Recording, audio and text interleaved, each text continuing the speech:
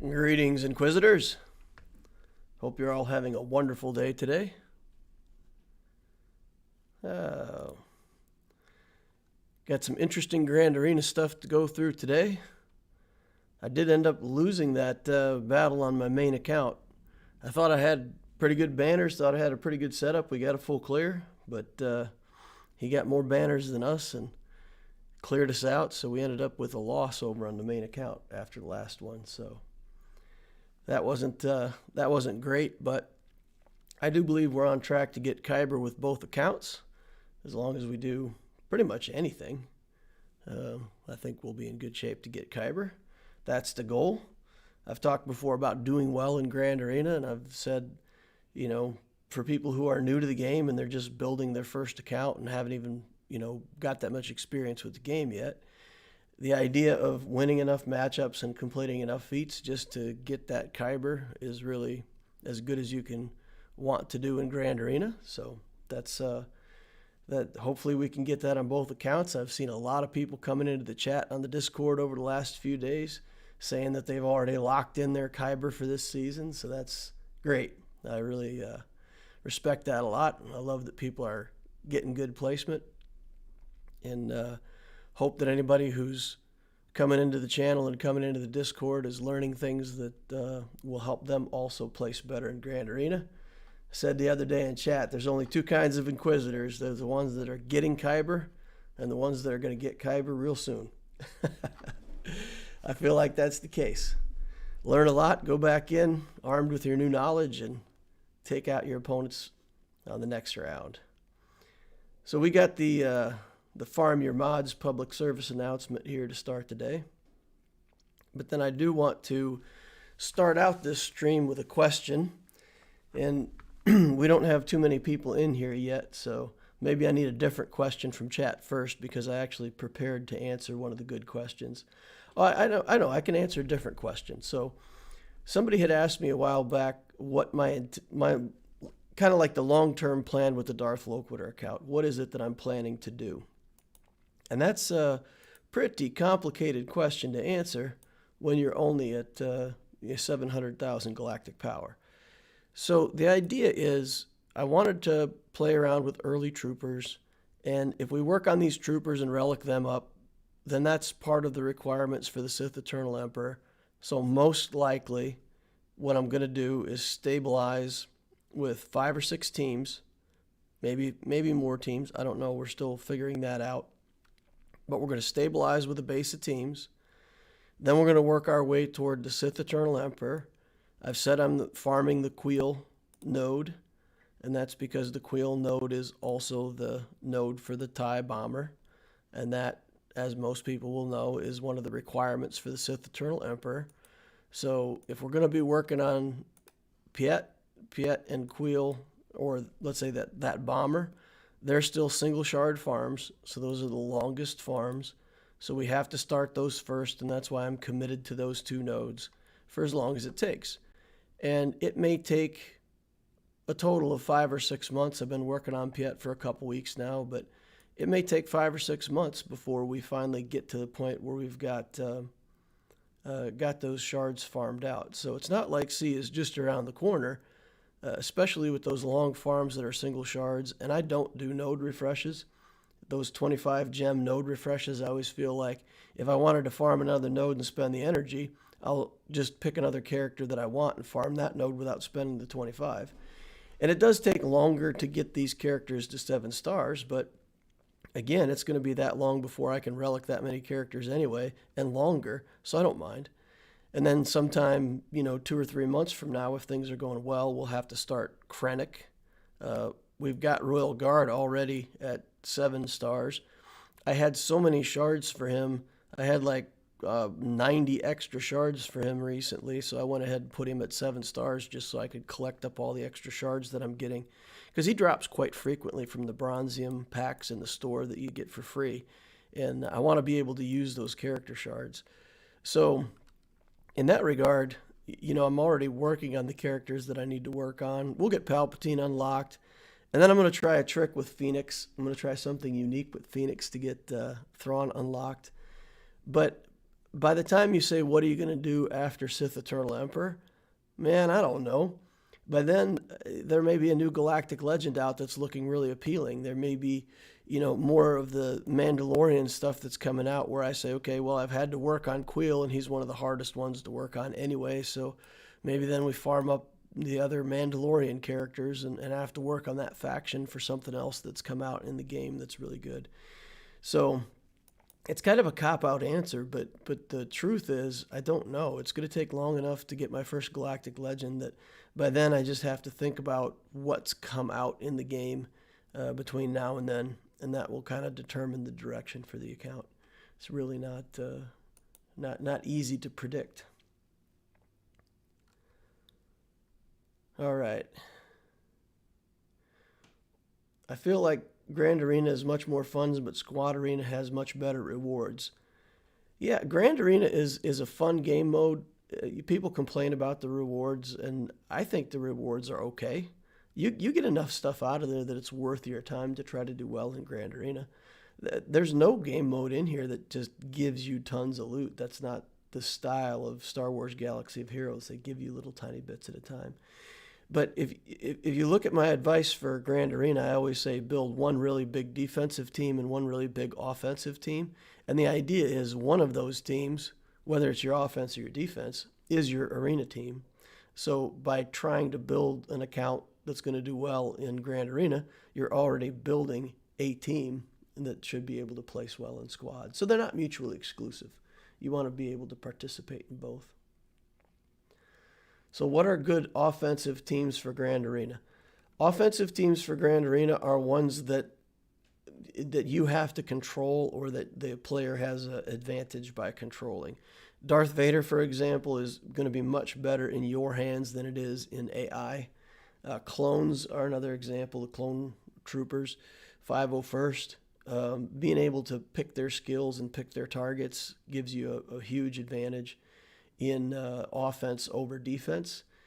So those kinds of teams, and then let's say the flexible teams like Padme and Jedi Knight Revan and teams like that, they give you a lot of control over your opponent and they can beat a lot of different teams. So those are the kinds of teams that are good on offense, the ones that are either good for you to control or that are, let's say, flexible in beating a lot of opposing teams.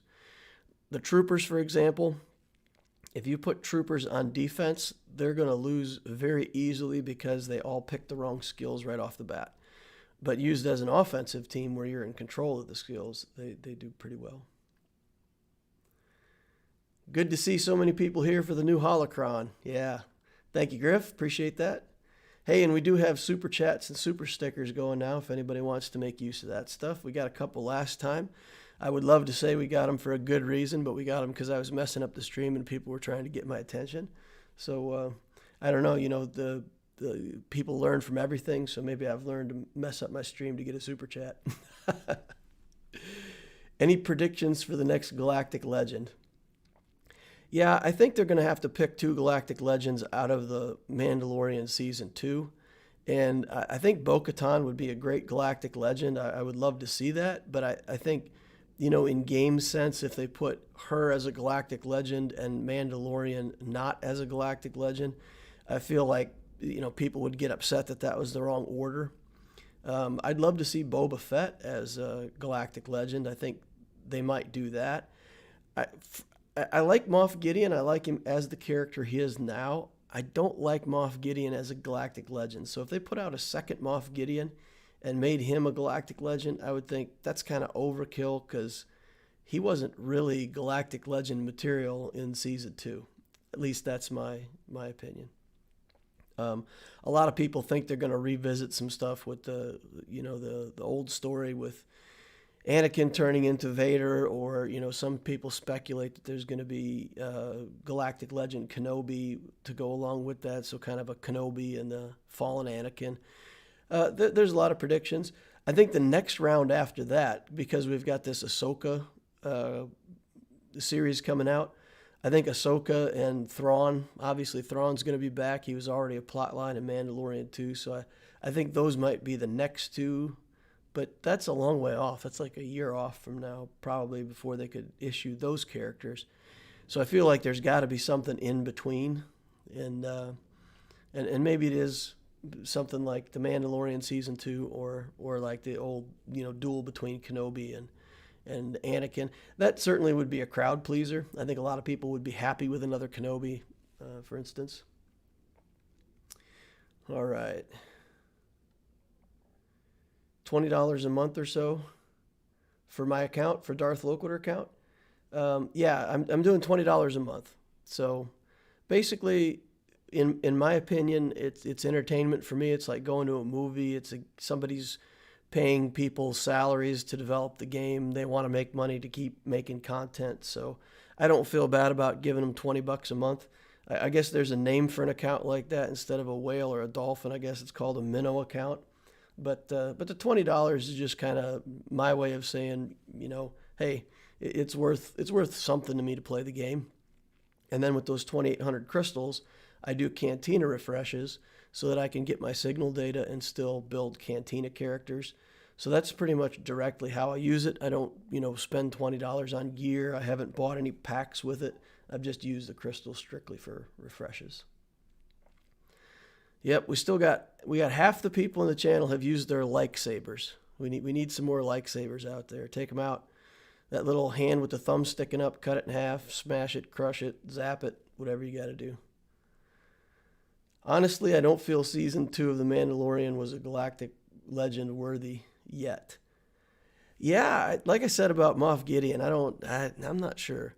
Bo-Katan could be a galactic legend for me. I like the character, and I also like Katie Sackhoff as an actress, so I think it'd be great. I think it'd be pretty cool. Mandalorian Din Djarin for the galactic legend. Jabba the Hutt, and Maul as galactic legends. There's a lot of characters I think that people like, specifically the character. Jabba the Hutt would be an interesting character. He might be another one of those support leads that doesn't fight himself, but does a lot of, stuff with sending people out to do his bidding. So it could be interesting. I said that the one character that appealed to me was that in The Believer, the episode where that guy is talking about how he believes in the Empire is the final say, and he's proud of what they did and all the people they sacrificed for the greater good. And he's a character that you love to hate, but I'd like to see him in the game. So people would either be happy to play him to be a jerk, or people would be happy to play him against him to shoot holes in him. Mayfield would be a cool character to bring to the game. Bill Burr hates Star Wars. He was like making fun of Star Wars people for years, and then they called him up and they're like, "Hey, you want to be in Star Wars?" And he was like, You do know that I've been picking on Star Wars geeks for like 10 years. And they said, that's fine. We got a character for you to play. I think that's pretty cool. All right, so we had a question about guilds. And the question was, how do you know when it's time to move on from a guild? And I do have personal experience with this. I started out in let's say a starter guild. And then as soon as I started getting enough stuff in my account and I felt like, okay, I'm a player now, I can get, Wat Tambor shards and stuff like that. So I want to join a better guild. And then I joined kind of a mid-range guild with a bunch of people that were, let's say, 2 million, 1 million galactic power, somewhere in that 1 to 2 million range. And they were doing all the heroic raids and that kind of stuff. And it was a really nice group of people, and they were cool, they were friendly, and I stayed in that guild for a long time. And then I got my Supreme Leader Kylo Ren, and I started to notice over the next couple months, I was number 1 in everything. And I was the only one in the guild with a galactic legend at that time, I think. And it got to the point where it was like, well, I'm really not getting Wat Tambor shards. I'm really not getting many Guild Event 2 tokens to build my fleet. I really need to get into a better guild so I can get those things. And it took me forever because I didn't want to leave those guys. It was like I felt guilty because, once I got the Galactic Legend, we were winning all kinds of territory wars. I could solo the Sith heroic raid then. We didn't have to struggle with it anymore. And it felt kind of good, like helping people and just kind of a leadership role and pulling them through. But eventually I did leave and I got in a better guild, and then you kind of see, well, man, all this stuff I didn't know. Like, you're suddenly around a lot of players that are better than you, and you start to learn from those players, and you start to see all of the stuff that your old guild either wasn't doing or wasn't taking advantage of, or maybe that you didn't even know about the game.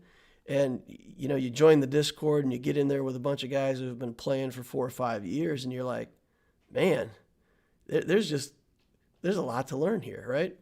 So then you kind of go through that cycle.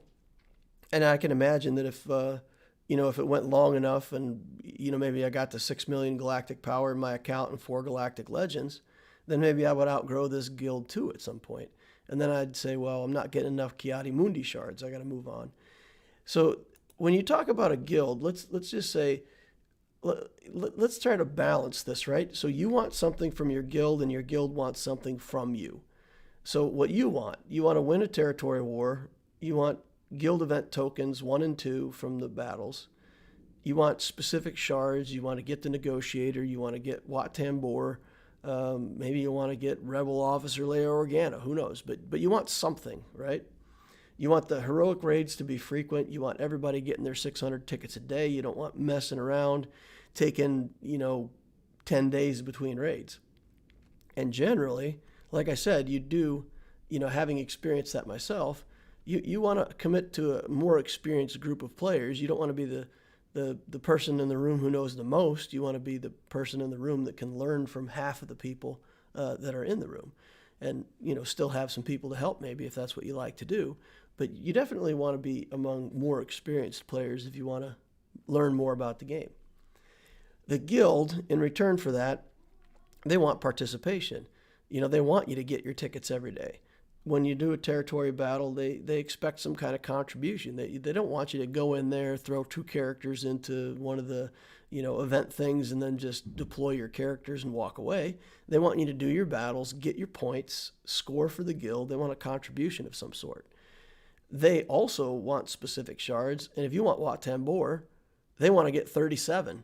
They've got goals like that next time we do this Dark Side Geo, we're going to get 37 Wat Tambor shards, right? Like, they're setting goals and trying to figure out who in the guild is going to be able to do that, because that's what that's what the guild is around for, right? I will say that raids mattered at one point, but they don't anymore. Most every guild has somebody in it that can do well, or a few people with a galactic legend. So the raids up to and including the Sith heroic raid aren't even a thing anymore. And to my experience, guilds don't even care if you participate. You sign up, somebody does it, everybody gets their loot, nobody cares. If you get to the challenge tier Rancor, then for sure you're going to be expected to pull your weight on the sea pit. So if we think about that as the first criteria, you want something from a guild, the guild wants something from you. Then next thing I would say, there's some kind of balance that you should feel in your guild, right? You should feel some kind of, okay, I'm a casual player. I only log in 5 days a week. Sometimes I don't even do my daily quests. Like, it's just a game. I don't care. It's whatever. Well, find yourself a casual guild. If you don't get tickets for the day, nobody cares. They're not going to kick you out of the guild. It's just a thing. They're a group of people having fun. That's the kind of guild that you want to be in. There's not too many rules, and you can get some loot. But if you want to move up from that and you say, no, I really want to participate, I log in every day, I do my daily quests, I get my tickets, maybe you're looking for a serious guild then. And I would say a serious guild is defined as participation is encouraged. Hey, there's only 35 out of 50 people signed up. Come on, people, we need more people for this, whatever. So they're saying that. But if you're one of the people that doesn't sign up, you don't get booted out of the guild. It's just they expect it, right? Usually by the time you get in a serious guild, they're going to have a Discord, and they're going to tell you, hey, there's going to be, Discord messages for territory wars, territory battles. We're going to tell you how to deploy your teams. We're going to set up a defense that we plan to hold and an offense that we plan to win. And you're going to be expected to follow those rules and not just wander off and do your own thing and put stuff where it doesn't belong. That if you're in a serious guild, you got to play it like you care about it, right? And then from there, I would say there's try-hard guilds. And some people use the word try-hard for like a negative connotation, like, oh man, he's so try-hard. But that's a thing in games, right? If you're going to be at that level, I get 600 tickets every day. I never fail, right? I participate in every single event. I never miss a sign-up. I'm a high contribution. I've got 3 or 4 good teams for anything that we're ever going to do. Then you're a try-hard player, right? Get into one of these guilds. And if you're, not participating in stuff, they will kick you because they're going to get 49 out of 50 people in where they belong every single time in a territory battle, in a territory war, or they're going to find somebody who will do that for them. And it's not a good or a bad thing. It's just if you're running a guild with people who want that, then that's the way you have to run the guild, and people who don't participate get booted out. Well, that's a lot of pressure for some players. So some players just don't want that. Yes, I want the loot that comes with a try-hard guild, but I don't want some guy yelling at me and telling me what to do and pinging me 8 times on my phone because I haven't done my battles yet for the day. So you have to kind of understand what sort of guild fits you as a player. So now we've talked about the 2 absolute key things, right? We've talked about the balance of what you want from a guild and what a guild wants from you. We've talked about the feel of the guild, what fits you as a player. So then it boils down to 4 very simple points. When to change a guild. If they aren't getting the shards you want and you're ready to get them.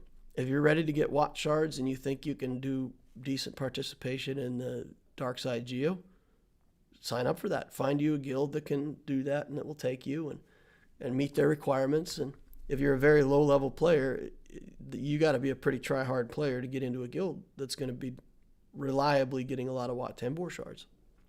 Doesn't say it can't be done, but they're going to ask you some questions and they're going to make sure that you participate. And every time you're in there, you got to get your Watt Tambor shards. That's fine, right?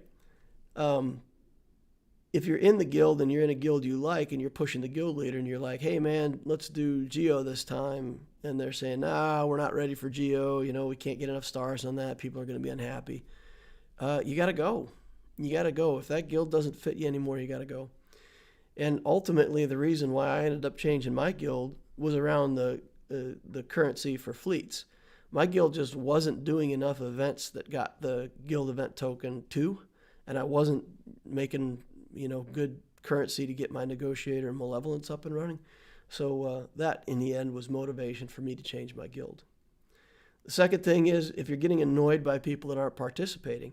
So if you go and look at your tickets for the day and you see that 25 of the people got less than 400 tickets and a bunch of people are at 0, they're not even playing the game anymore. They've probably quit the game and they still haven't been kicked out of the guild. And after a while, you got to think, man, guild leader, these people who've been offline for 48 days, get them out of here, right? Like, it's annoying me. I want people in my guild that are participating. Well, that's just telling you need to move up from a casual guild to a serious guild. You're looking for a guild that has rules, that expects people to participate.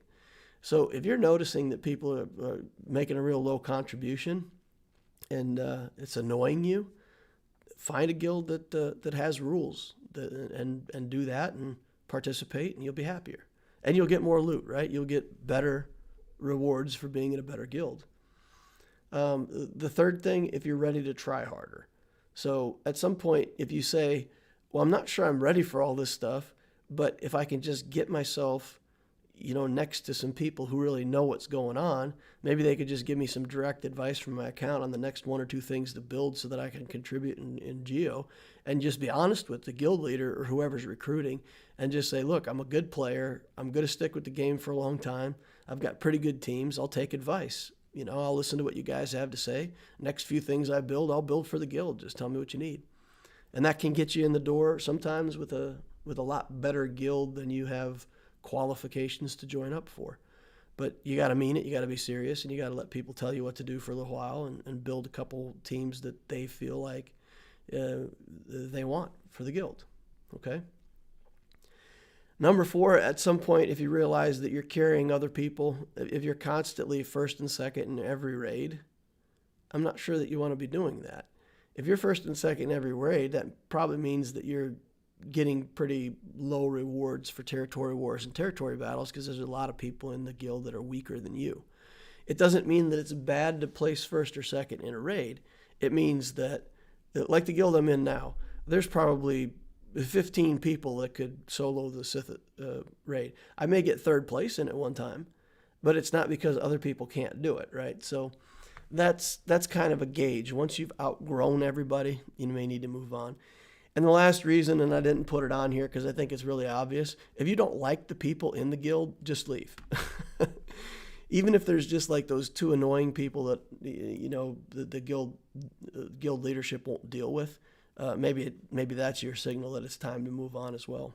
So I got asked the question, and, you know, these PowerPoint presentations aren't really as much for you guys as they are for me, because I have to organize my thoughts and understand and kind of think about what I'm going to say ahead of time, or I sound like a bumbling buffoon. So I wanted to answer this question well, so I went ahead and prepared something a little bit for it, just to make sure that I could get people what I consider to be a pretty decent answer.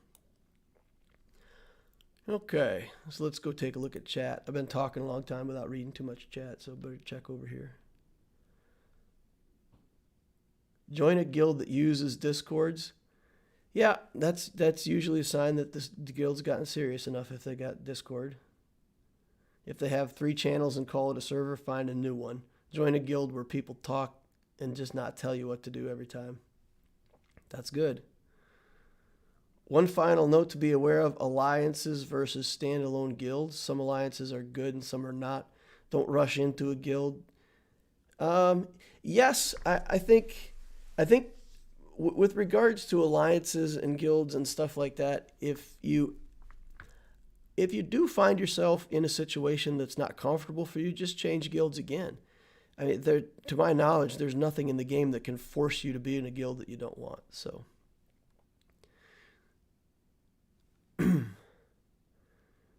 The guild leader in my current guild booted 2 of our strongest people because they did the AAT raid while they had Kenobi. That's silliness, right? Because once you've got teams that can solo it, most everybody else in the guild is just glad for the raid to be over so that so that they don't have to do it. I mean, the placement in those isn't... well, now, if they were told ahead of time, if the guild leader told them ahead of time, hey, leave this for other people, and then they went in there and did it anyway, I'd kick them too. I mean, at the end of the day, it's a team game, and if you specifically tell people straight up to their face, don't do this, and they acknowledge back and say, yeah, fine, I'll let this one go, and then they go in there and get first place, that's a D move, right? You don't want those kind of people. They can look for another guild then. All right. So I hope that was a good breakdown. Nabokov thinks it was good, so he's the one who kind of posed the question in the first place. So Griff says, completely agree with what was said. I know I took the last advice and farmed up some nice teams and got into a better guild. Yeah. And the thing for me, like I said, the big break point for me was just that I was in a guild full of people that I enjoyed being around. It was a good crew of people. They were fun. They were funny. They liked the game. I learned a lot from them when I was, really new to the game. And it was hard. It was hard walking away from those guys, but I outgrew the guild, so I had to. All right, we've talked long enough on that stuff. We got a Division 11 Grand Arena that we got to scout out here. Let's jump in and take a look at the prior. We got 3-zone clear on this. My opponent didn't fight back, so I didn't get to see. But we knew that he only had like 6 good characters on offense, so it didn't surprise me.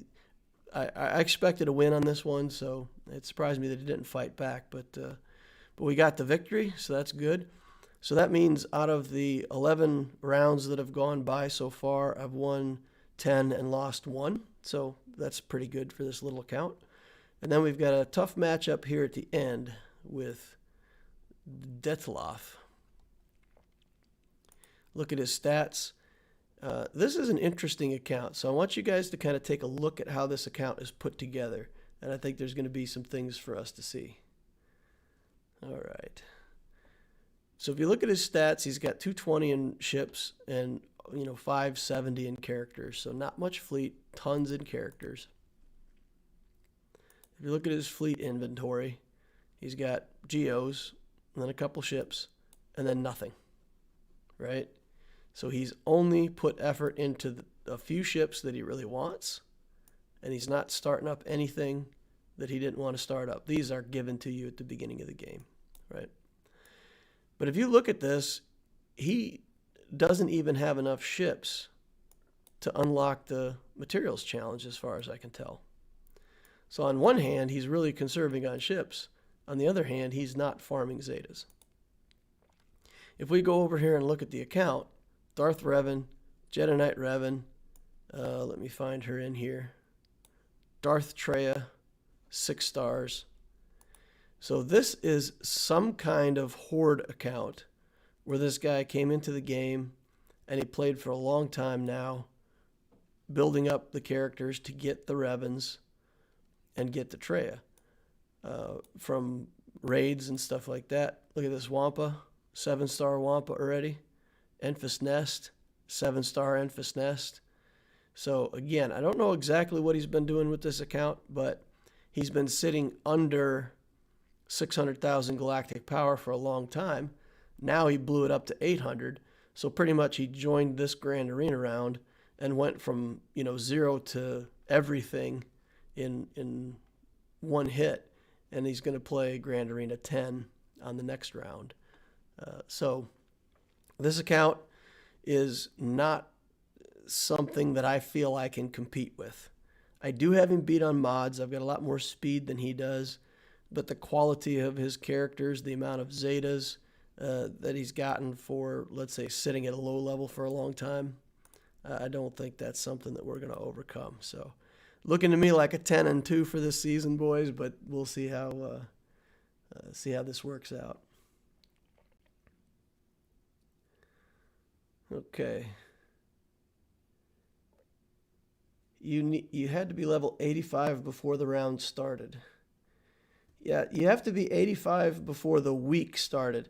I actually thought you had to be 85 before the season started, but on my Darth Loquitur account, I made 85 before the last week of the 3v3, and I was able to join just for that 1 week of the 3v3.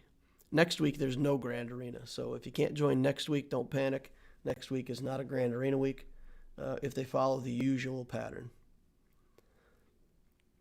Yeah. Didn't realize horde accounts were still a thing.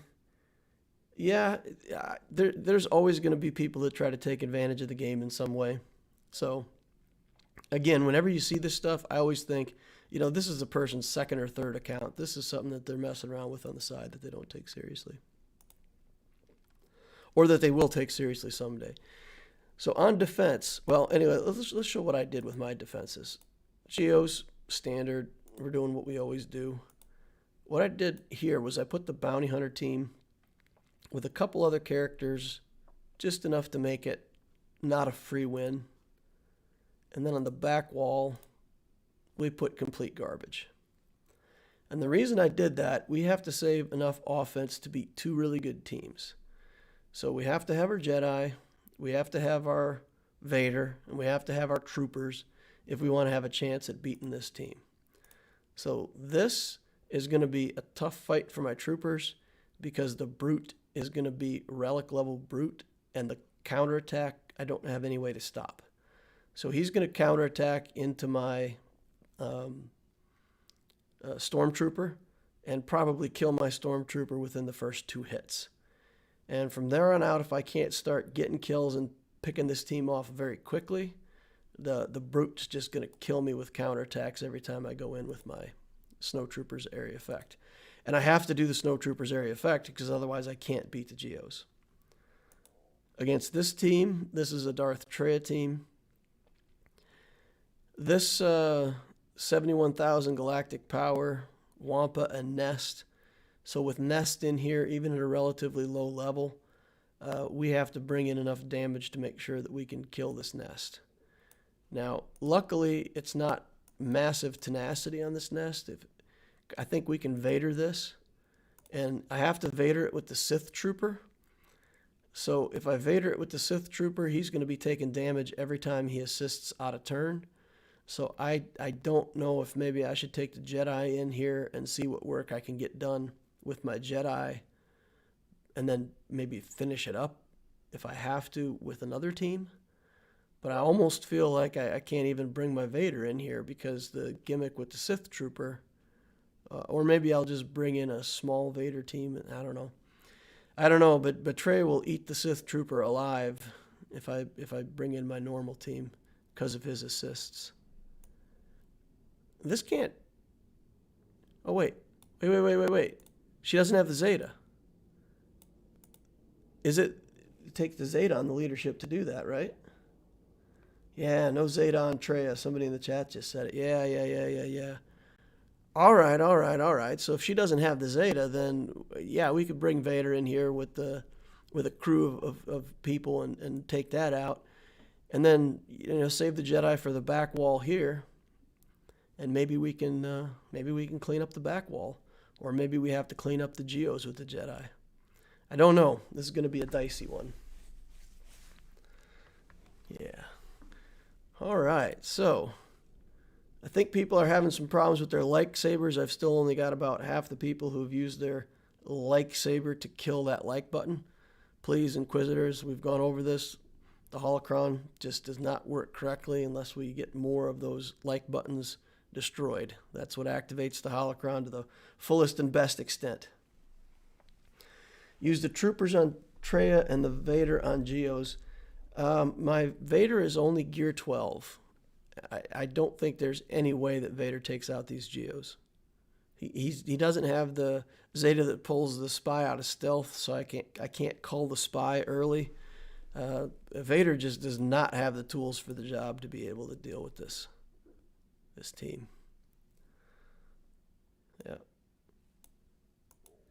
Yeah. If the Brood Alpha wasn't relic, I'd have a chance. So this is the key battle. This is what we got to figure out. If we get stopped here, then so we're at 74,000 galactic power against his 90. This is going to be interesting. All right, so we're going to get the buffs up, put the Snowtrooper. Well, we'll have to mark the Stormtrooper and just let him die. That'll have to be his job. All right. Here we go, rolling on in. Here we go. Buffs up. Stormtrooper. You ain't long for this world, buddy. Oh! One hit. That's rough. Okay, well, this is going to hit Veers. Okay, we got him. We got the brute down. Get another one of these. We should get another kill. What did I ever doubt? Why was there ever a doubt? There was a doubt in my mind. I don't know where the doubt came from. It sure couldn't have come from that Snowtrooper. He is just an arrogant little dude. Just killing everybody. Yeah. I got another message saying that the Snowtrooper was a wasted relic. I can't feel like he's wasted. I get a battle like that. Look at this smile on my face. Look at this. That is not a wasted relic. Even if it's wasted in the game, it's a relic that makes me smile. Yeah. Phew. All right. And look what we uncovered back here on fleets. This fleet is going to be tough. 195,000. Oh, never mind. That's 19,000 galactic power. So we can one-shot this with no problem. All right, let's move on to this Traya team. Traya no Zeta. I could swear I saw a Zeta on the Traya. I'm going to go look at something, guys. Pardon my detour here just for a second. Nope, she's not Zetaed in the inventory either. I just didn't realize it. So that's good. That's good. Let's see. Who we got that we can bring in here? Bring in everybody. Should we do Kylo lead? So that we can get more turn meter for him and the trooper? Or should What's this do for us? First Order allies have more critical damage. When they score a critical hit, they get turn meter. That's going to get him a turn, get his area effect to go off sooner. Vader's lead is just offense, right? Chance to remove turn meter. Yeah, I think actually to mow down this team, that's a better setup. And then I think I actually put my Dooku on defense. So I think we're looking at Marauder or Tarkin. Probably Tarkin is better. Marauder triggers the Sith Trooper, but okay, we'll do this. Griff says, I doubted the Snow Trooper relic at first, but it's certainly paying dividends. Yeah, if nothing else, then entertainment, right? It is so entertainment. The doubt grew hard when the Stormtrooper got killed. Yeah, when he got one-shotted, I thought, uh-oh. We took him out with the next hit, right? Good. Free banners on the fleet. All right, so I think this should be enough to challenge the Traya team. I don't, we could put one more character in here, but I don't think it's going to help us that much. I think this is going to do everything that we need to do. This will get him a stun earlier, get his taunt up earlier. I still don't have the Zeta on him for the taunt, pre-taunt. And then Vader will get 1, 2, 3, 4 instances, so he'll be fast enough. All right, we're going in. We still got 2 underdogs to do too. So this should be one of our underdogs, and then ships can be the other underdog. Okay. Let's do this on Nest because it's going to be useless trying to hurt her anyway. Then we'll do that.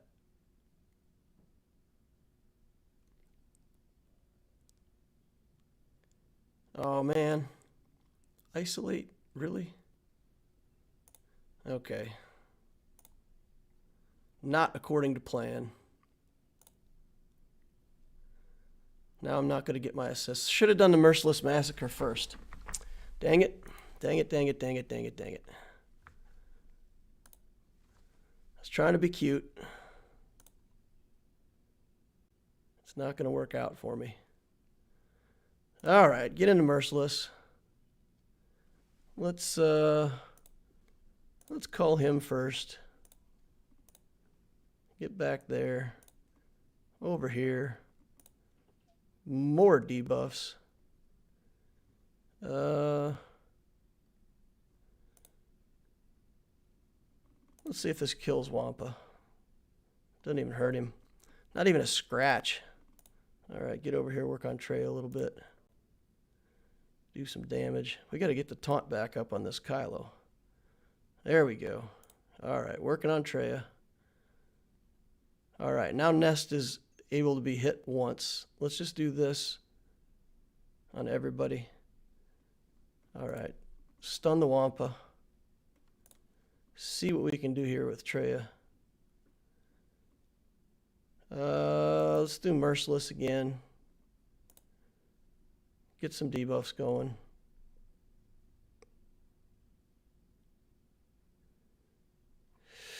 I don't want to take off the stun, so we're going to just do that. And we're going to hit him again. And we're going to do this. All right. Let's get some damage on Nest while she's not got protection up. Get taunt back on Kylo.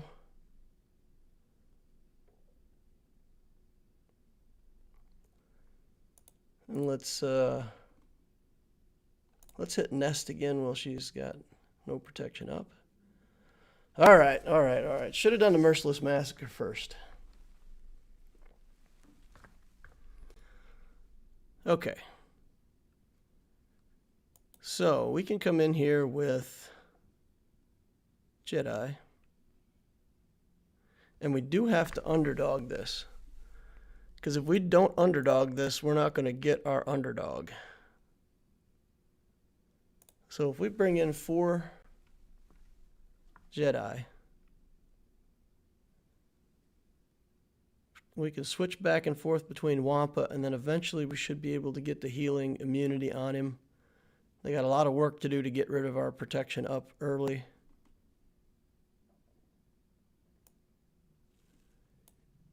Okay.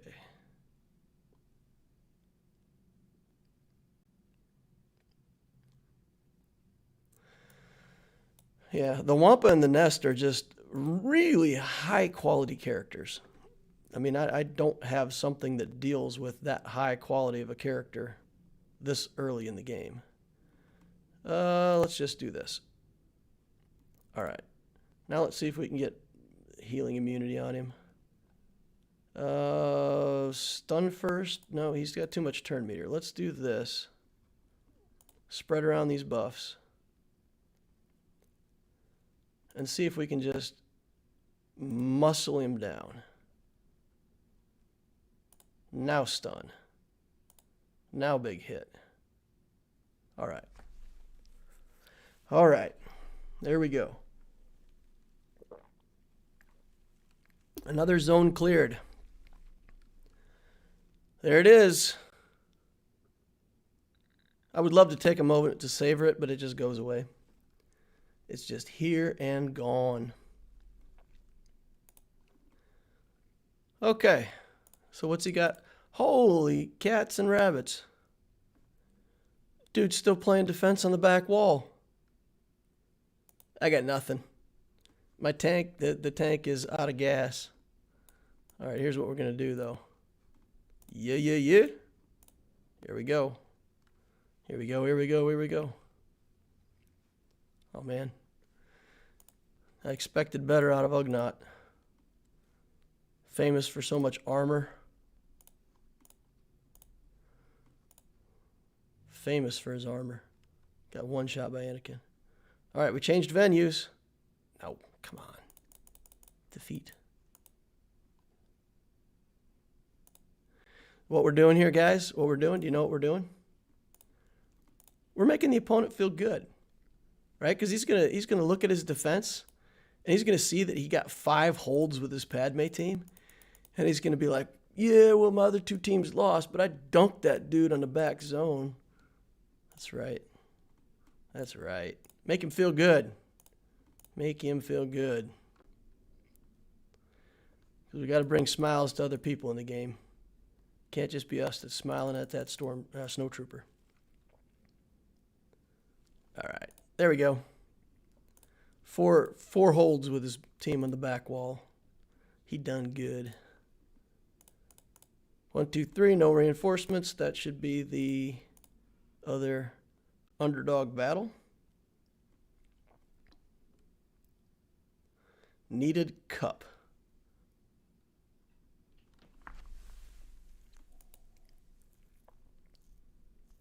The cup solo would have been, the ultimate panache, but just don't have him.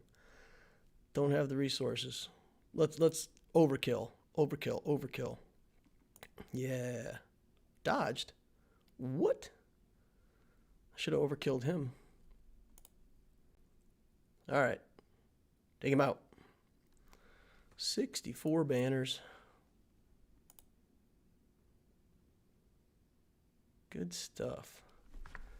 Will you ever go for gas or Jedi Luke?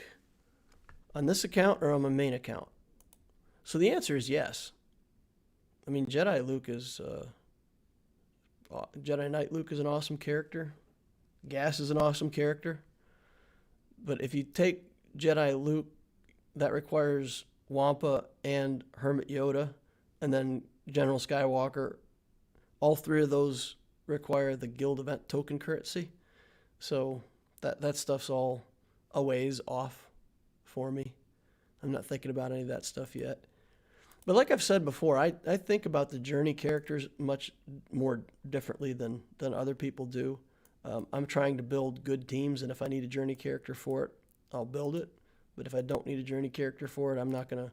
Like C-3PO, I could use that on my Padme team, but I don't need it right now, so I'm not going to build Ewoks. I'm going to wait till the last possible moment to build Ewoks. I still haven't done it on my main account either. Just the idea of putting that much investment into a bunch of little teddy bears that you're not going to use for anything else is pretty annoying. But I suppose you do also get to complete that event like once a month, so that's not horrible. All right, so we still got some fleet arena battles we can do.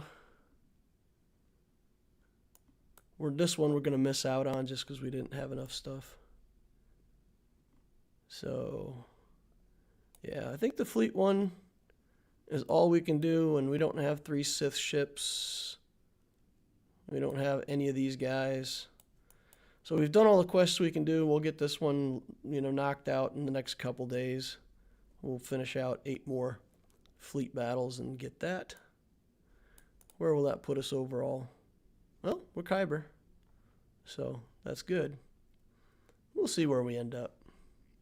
If you look at these guys that are at the top of the rank, though, I mean, they're like 3,000 points ahead of me. It's crazy. So let's go up here and look at number 1 real quick. Yeah, look at that. Almost exactly 3,000 points ahead. So these are the guys that have, custom-built accounts that are, again, well, this guy's not bad. This guy looks like a pretty normal account. I don't know how he scores that many points with an account that looks like this. Oh, he's got no galactic power at all, so he gets paired up against the lowest level people in the entire server. Interesting. Interesting. Yeah. Okay. It's not worth doing a bunch of crazy tactics just to try to get first place in Grand Arena.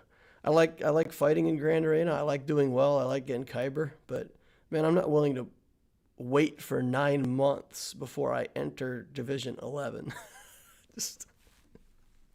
And I don't think most normal people who start the game would want to do that either. All right.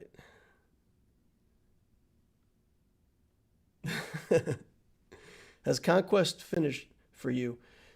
So for Conquest on my main account, I got the top chest, and it didn't take me long to do that. I was kind of anxious. I wanted to see how it played, so especially in the first day, I did a couple energy refreshes so that I could kind of get a feeling for how Conquest was going to work. And after that, it didn't take me long to finish it out, so I got my full chest on my main, and I'm going to, of course, take a look at hard when it next time it rolls out, and there's a hard mode. Let's see what we can do in hard mode.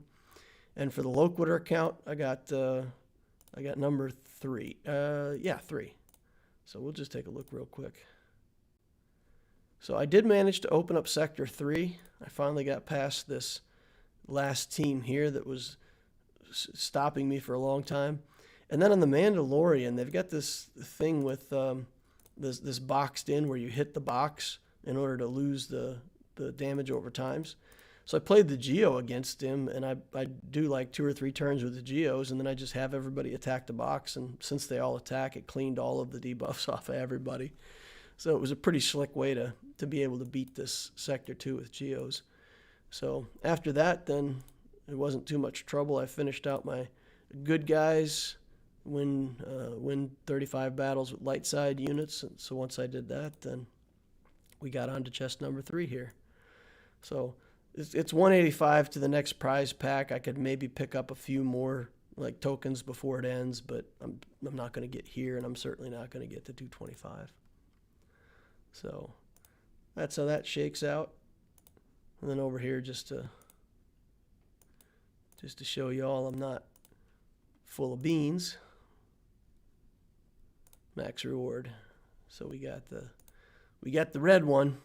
Now the funny thing I noticed, and I don't know how big of a deal this is. So there's some better loot in here, but look at this, 2, 2, 2, 2, 2. And if you go down to the 6, you actually get 3 of the Gear 12 Plus. It's still 2 of everything, but you get 3 of these. So you actually get more of the Gear 12 Plus in the Tier 6 crate. Weird but true. 25 key cards away from the max reward. Oh, keep working, man. You'll get them. No one was impressed by my 100% clear. Well, I'm impressed. 100% clear is pretty good.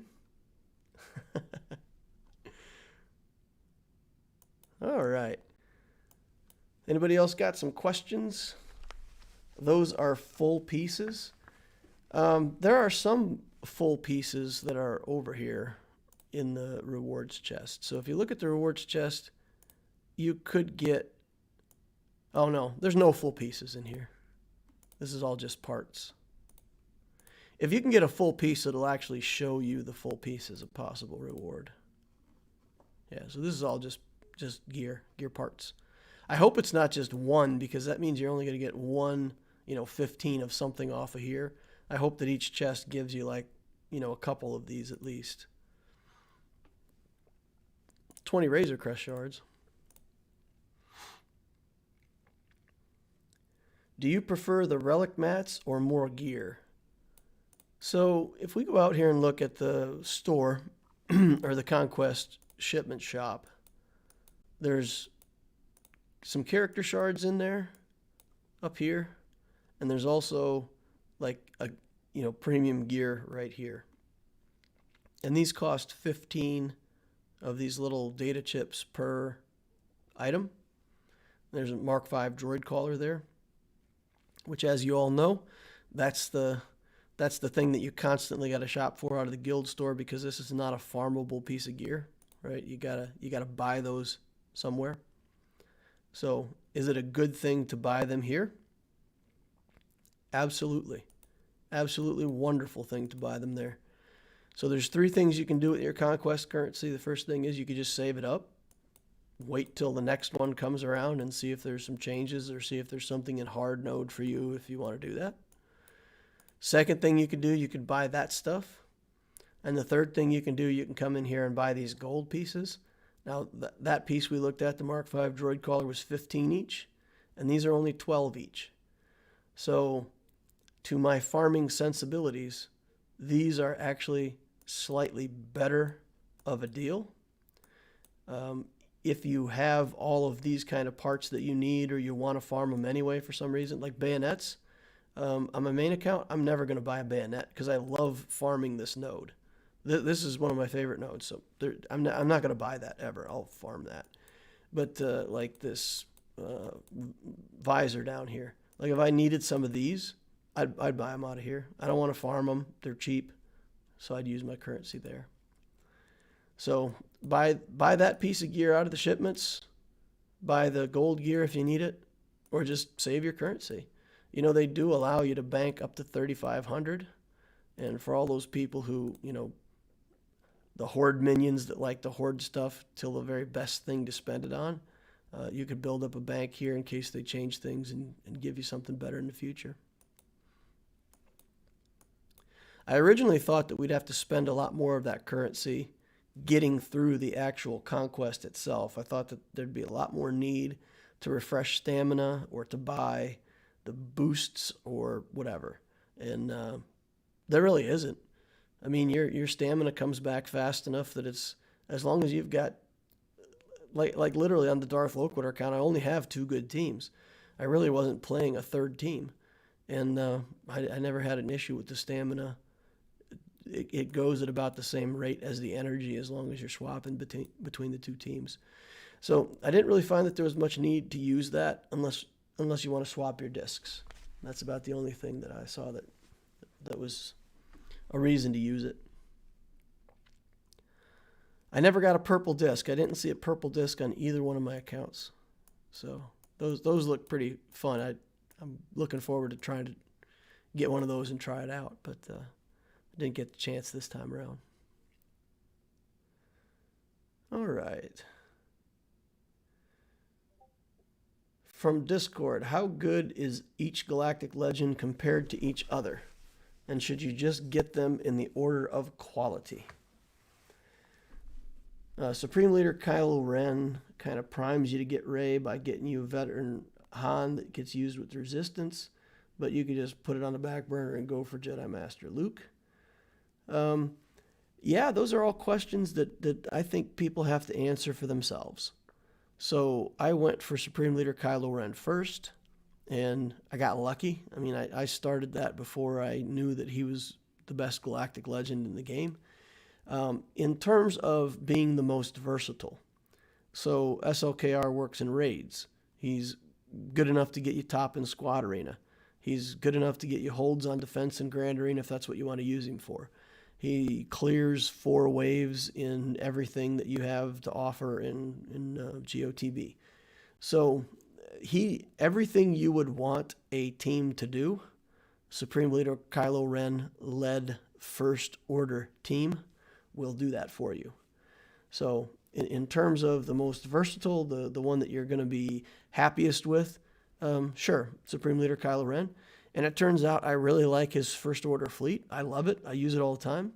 But I do have to say, most people do not like it at all. I've heard a lot of people say they wish they had never spent more on the finalizer to get the extra stars beyond 5, and people say that it can't be used on defense, and there's no tank for the First Order fleet. There's a lot of knocks against the First Order fleet. But I climb with it in Squad Arena every day, or Fleet Arena every day. It can't hold. It can't hold with a darn. Every day I come back in and I'm at like number 28 or number 35. I always slide down. But I can win 5 battles in a row and get back to first place. So I never have a problem. And, I would say maybe 1 out of 10 battles, things just go horribly wrong against the negotiator and I drop a battle. And on those days, I just spend 50 crystals and refresh the energy and play some more battles to get to first place. I really like to get that first place placement in fleets. And I can get it every day with the finalizer. And I don't have the frustrating mirror match with the negotiator. But for most people, they don't like the finalizer fleet. So anyway, so Supreme Leader Kylo Ren gives you the most flexibility. Sith Eternal Emperor is the easiest path, and honestly, has a lot of good characters. So you get Trooper Team out of it, because you got to relic those guys. Moff Gideon has a capital ship, so you don't mind relicking him. Even Darth Maul, isn't horrible. There's uses for Darth Maul, Count Dooku. So the things that you have to relic for C, I think, are the most relevant to the game. Even Krennic. Krennic's a terrible character, but once you get enough Empire characters, the leadership on Krennic, if you just look at his leadership skill, he's got a solid leadership skill. So once you've had to relic him anyway because you didn't have a choice, right, this starts looking pretty good. 25% critical chance and potency, and debuffed enemies that get critically hit get ability block that can't be resisted. So once you get debuffs on the enemies and you hit them with any kind of critical hit, they're ability blocked for the rest of the game. This is a really interesting, control leadership, even before you get to Zeta. And then if you do get to Zeta, they recover 10% protection. So it gives protection back mechanics. So there's even a way to use Krennic. Now, the Royal Guard, he's pretty hopeless. There's really not much you can do with the Guard. Sidious, pretty hopeless. One of those characters that everybody wishes was good, but he's just not. And so you get a couple duds out of it, but overall, I think the ramp up into Sith Eternal Emperor gives you the most usable characters out of any of the Galactic Legends. People say that Rey is the best defensive Galactic Legend. So aside from whether or not she's great in raids or whether she clears all the stuff that she should in light side territory battles, Rey can hold on defense better than any other Galactic Legend. And that's an opinion of a whole lot of people outside of me. So if that's what you want, that's what you need, then yeah, rock on and get that Rey, get her geared up. And then if you, who do we miss? Oh, the JML. And then so JML is more of a long-term character. You need Jedi Knight Luke. And I think that's what a lot of people overlook with JML. He doesn't have all the crazy fleet requirements like some of the other guys have, but you need that Jedi Knight Luke. And to get Jedi Knight Luke, you need like 7-star Hoda, 7-star Wampa.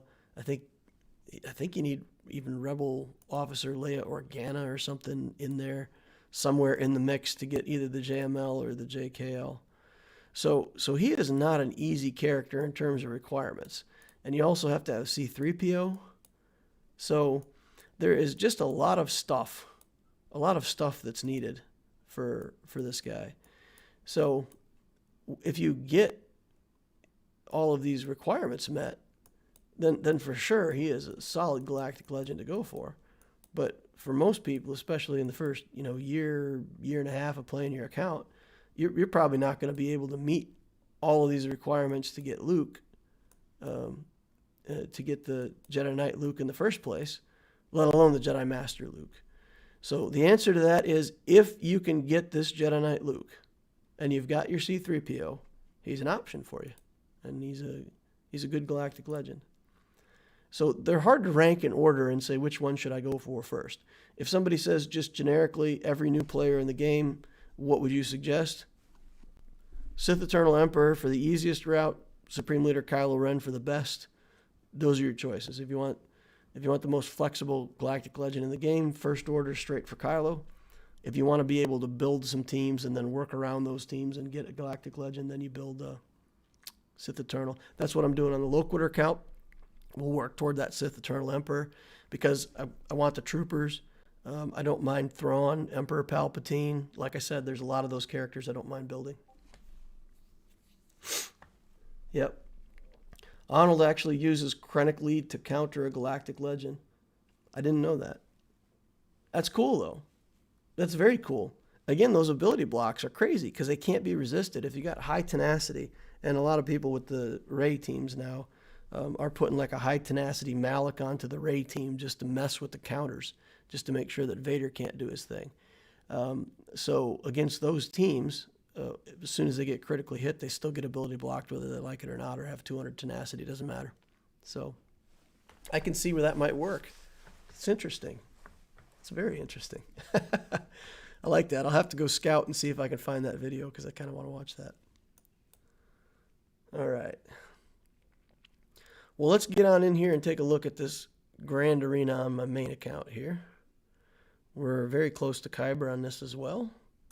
We've still got some feats we got to do. We got to clear one more territory. We've got the Sith Lord's feat that we still haven't done. I still got this ship one to do. And then win a Grand Arena with Darth Sidious, Emperor Palpatine. So we can potentially do this together with this. I think we'll be able to complete a feat there. Both of them all at once if we get an opening. So let's hope for that. So let's see what else we got here. That's about it. So if we go in, take a look. Last one. Man, I thought we had this one. We got a full clear. We had, one stumble back here on the Rebel team, but I thought we had some pretty clean wins and some pretty good banners. And, he came in here and cleared out my Galactic Legend Kylo in one shot and won on offense and beat me on banners. So congratulations to Behave. Well done.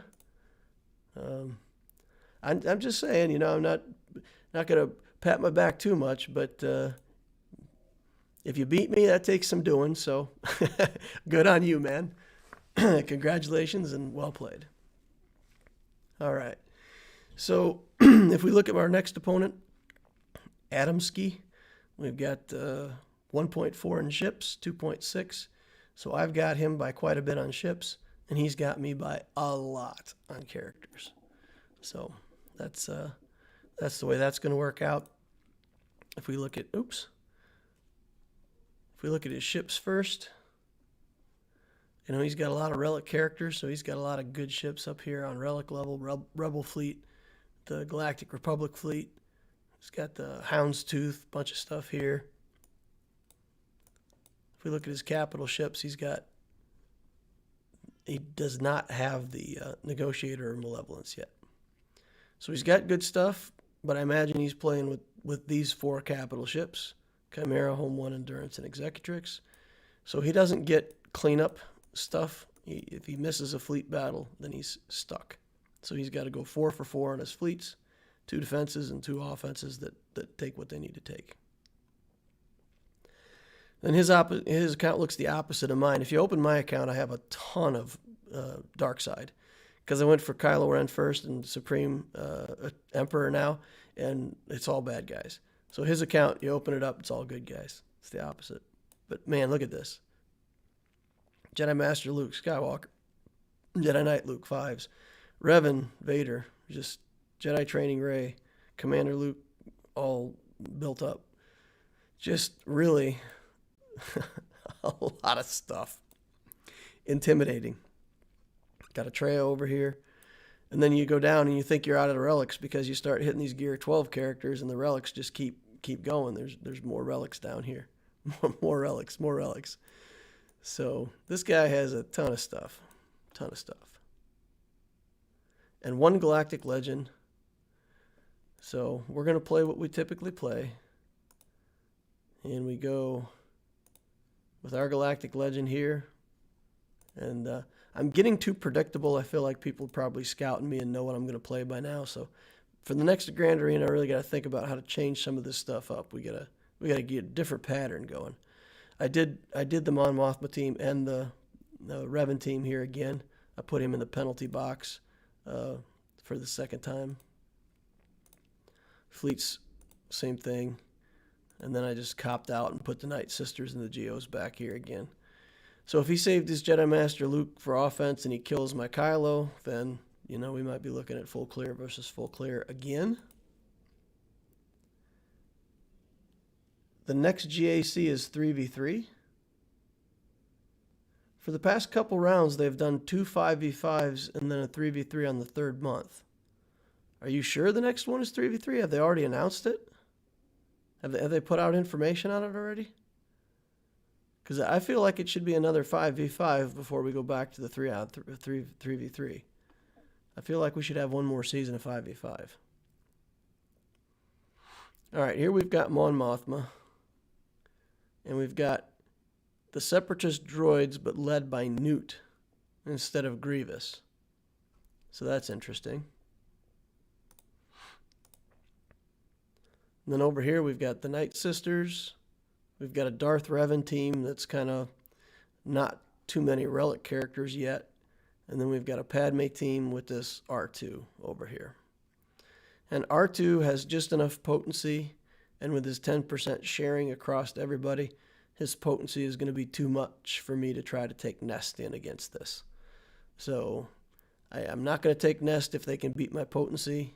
I'm not going to try the Tenacity lead again. I really need the Kira lead against them. So we're going to have to do something here. Probably Padme versus Padme, I think, is the most likely scenario. Then over here, I think we Traya this. And then here, clones, probably. Clones, Traya. See what's on the back wall. And then we'll come over here with Padme. We'll probably Trooper this, Bounty Hunter this, if nothing else. That's what it's looking like here at the outset. Then we still got Vader. Still got things we can do.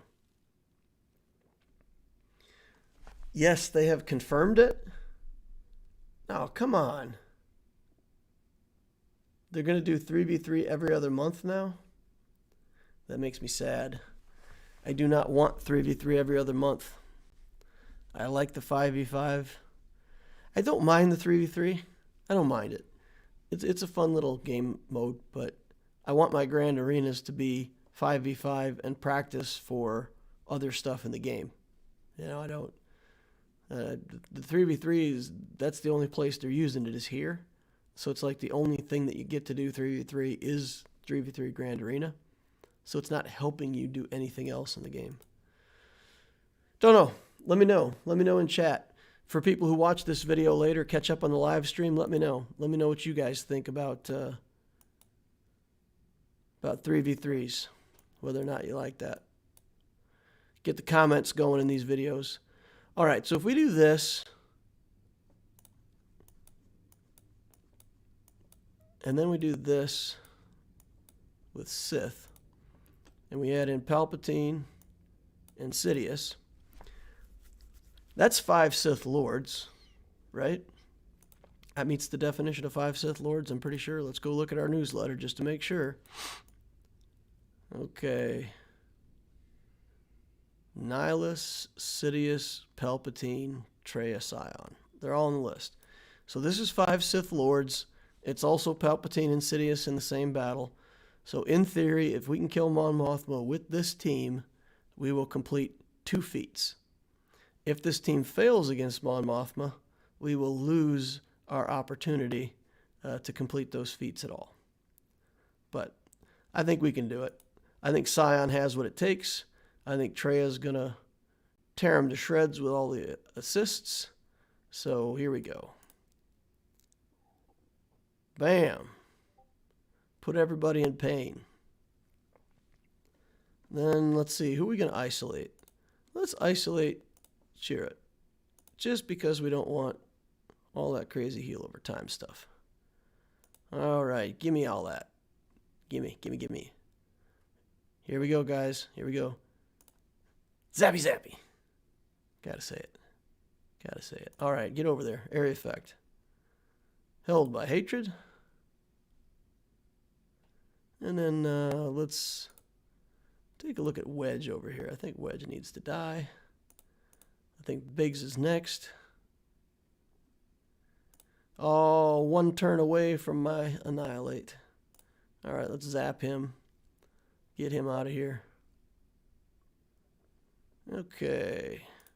Lando, you next? All right, bop you on the head. He comes back. I feel like this is wasted, but I mean, we can do this. He's not going to come back again after that. He's all done. Zappy. All right, now all we got to do is get Chirrut out of here, and Mon Mothma will flee. Bye. All right, so that should have completed 2 quests for us. 2 feats. 2 feats of Sith power. I need it. I need it right now. Yes. Done. Look at that. Sweet. Okay. I'm happy. We got them both in one shot. All right, then what do we think of clones here? Clones here. Get that tray up and running. Yeah, we did it. We done did it. All right, I think these clones got what it takes. It'll be a low banner win. It'll be another one of these like 51 banner wins that we get with this team. But I just like it because it saves other teams that I want to use for other things. Let's do this. Pass it over to Echo. We'll just do a basic for now. Let's keep going on him. Let's keep going. Oh, that was a lot of healing. That's a lot of healing. All right, Echo, come on. We need Echo. All right, let's get that off of you. I feel like if we don't take care of this droidica, things might go badly in a hurry. All right, let's do the assist again. That's a tough droidica. All right, we got rid of 5s. Now we're all souped up and ready to go. Let's get some protection back onto this guy. We don't want him to die again now that 5s is all sacrificed. We got to get back on that B2, though. That B2 is scary. All right, let's do this and see if we can kill the B2. All right, now let's get back to droidica. Got to get him out of here. That's a full turn meter. That's 100% turn meter right there. All right, and then this can go on Magna Guard. Get him out of here. All right, there goes Shakti. Power up. Got to get that droidica going. Come on, guys. Get him. Ah, now he's got the stupid...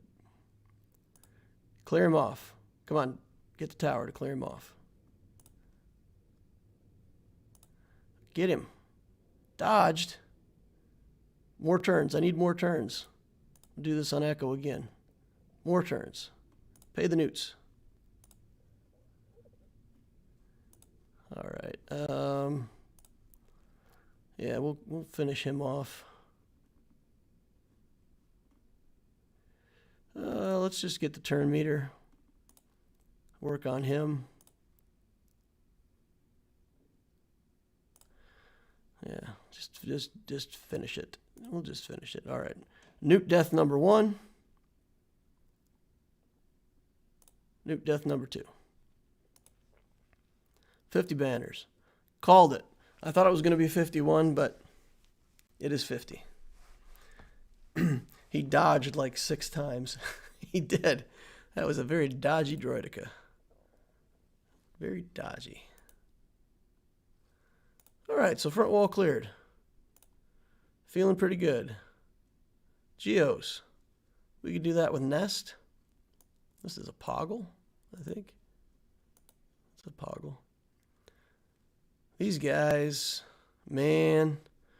Gear 12 bounty hunters are nothing to sneeze at. These guys are always far more difficult to manage than you would ever think. This is it's just a tough team.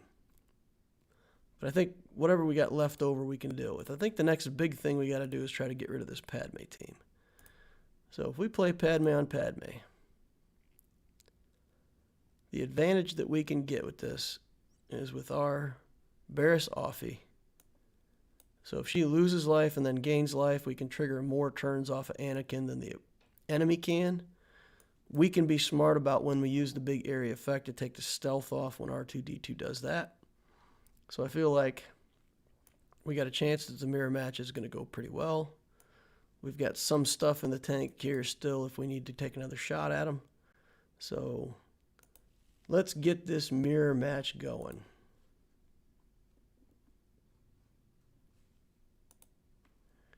All right, taking some hits.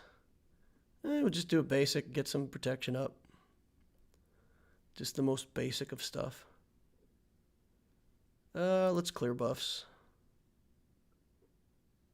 All right, there we go. Anakin's mad. He didn't get to go. What happened? I missed something. The boat left and I was not on the boat. All right, let's just get retaliation going. Just hit it. Kenobi, single hit. Oh, man. What was that? Got to get Anakin out of here. Kick him out of here. All right. Now let's get Padme. I've got a bunch of courage. All right. There we go. Very courageous of me. All right. Might not be as bad as we thought there for a second. It was looking kind of dire for a second. I think we got it back under control, though. All right, do this, trigger that, get her over there. Man, he's got a lot of courage. Okay, 53 banners. But more importantly, we got the win. And there it is. There's our Kyber badge for this Grand Arena. Yay. All right. So, what team do we want a Vader? I'll let chat pick. So we've got Geos, we've got Bounty Hunters, we've got Night Sisters, and Darth Revan. Who would you like to see Darth Vader up against? Revan, maybe? Might be interesting to take him against Revan. Can you do Force Crush on Malak and not get feared? I think that's a pretty important thing. I feel like you got to be able to Force Crush him without getting feared to have a chance, right? Use Vader versus the bugs. I don't have a very good place for Nest then. So I think Nest can go against the Geos. I think maybe Vader goes against the Bounty Hunters. The game is so different across galactic powers. Yeah, it definitely changes a lot. You know, what works at low level It definitely works differently at higher levels. Definitely changes. Especially the speed of the game. The higher the galactic power goes, it's crazy how much all of these teams pick up speed. EP lead smokes the bounty hunters. EP, Emperor Palpatine, I already burned him up doing my feet. Is Barriss worth it early game? If you plan to build a Barriss anyway someday, yes. If you don't specifically want Barriss for her Zeta ability, then do not build her at all. Barriss is a useless character except for her Zeta ability on the Padme team and potentially on a Jedi team. But that's all she is. She is her Zeta ability, and that's pretty much it. So if you want that ability, Barriss is okay. All right. What do we got? Let's do Nest against the Geos. Let's do that. We can sit back and think about what we want to do with our Vader team. Vader against Bounty Hunters seems pretty good. I think we can mess with the Bounty Hunters. Yeah, I think Vader versus Bounty Hunters. And I think we'll take that Wat Tambor in there and Thrawn, and we'll just go heavy-handed. Of course, I don't know how the troopers are going to do against Darth Revan either. When you take the troopers against Darth Revan, if you use Moff Gideon, I could use troopers against Night Sisters. That's a free win, right? Super free. And then maybe I could use the Bounty Hunters against... No, I can't use Bounty Hunters against Darth Revan.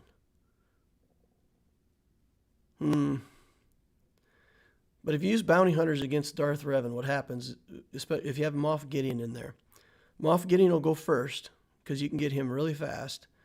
But when he goes first, he puts Demoralize on the whole opposing team. And for Darth Revan, it says you can't take away turn meter when they have a debuff. And it's meant to be kind of after they've taken a turn and they've got their ferocity going, then you can't mess with their turn meter. But because Moff Gideon puts Demoralize up whether you want it or not, they automatically get their debuff instantly, and you can't take away their turn meter. So you can't cheese the free turns with a Moff Gideon against the Darth Revan team.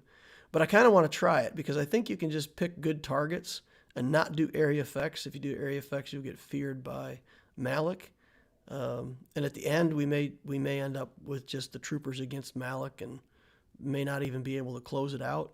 But it's potentially is winnable with the troopers.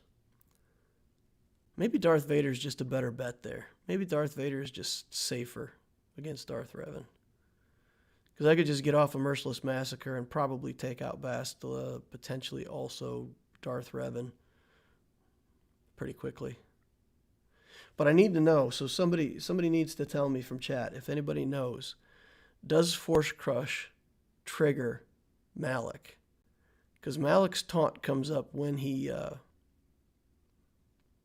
puts fear on you when you critically hit him. But since you can't counter the I'm gonna have to read Merciless Massacre.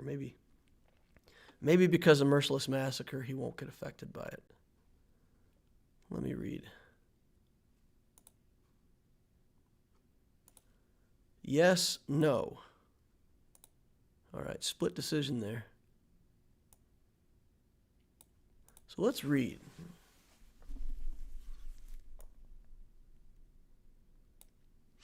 If Merciless Massacre is in place, he's immune to fear and stun. Okay. So there it is right there. While he's in Merciless, he's immune to fear. So fine. As long as we don't get feared, we won't trigger his taunt. So we can work around that. We just can't hit him as the character that we hit last. So as long as we're not feared or shocked, right? That's how Malak works, I believe. He gets taunt when somebody gets feared or shocked. Am I remembering that correctly? Gains taunt for 1 turn whenever an enemy is inflicted with shock or fear. Okay. Sith enemies can't gain bonus turn meter.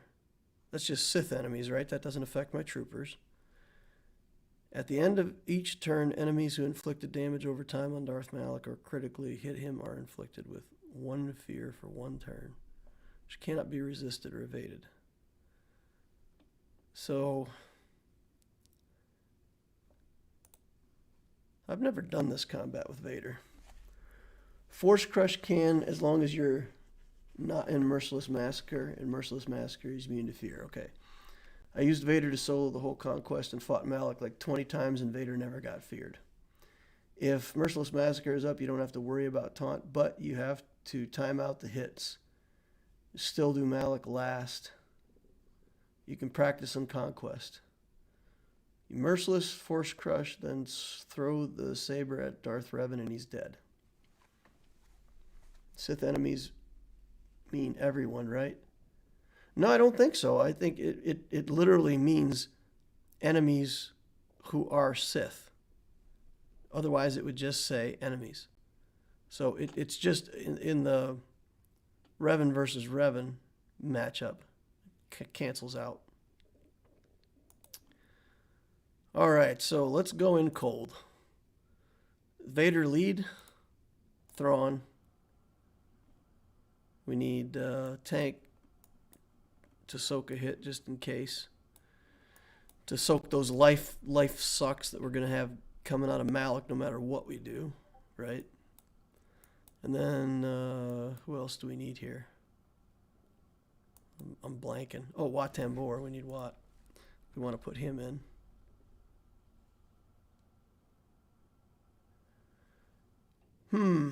With Wat, do we put up tank tech on the shore trooper to make him tankier?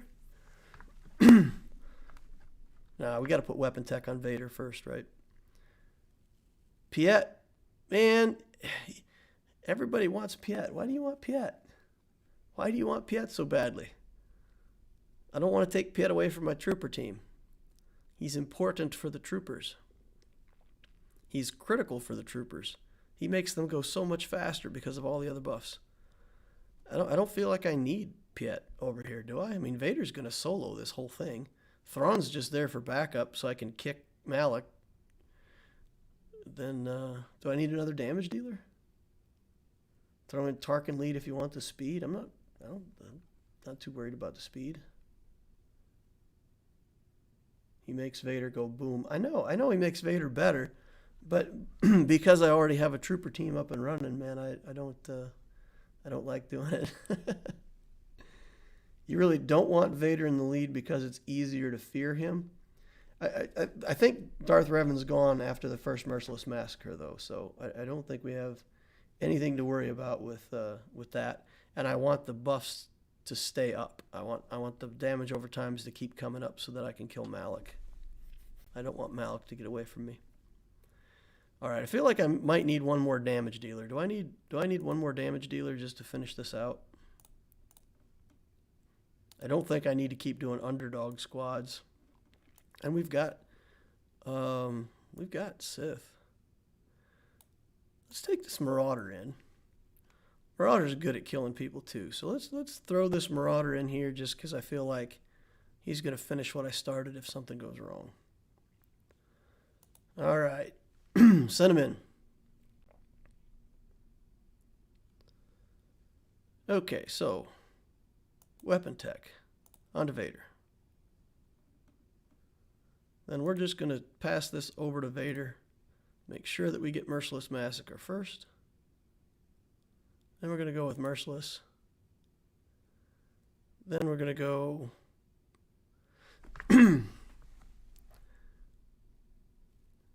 This isn't going to work out because if I do Force Crush, Revan is not going to get any debuffs on him.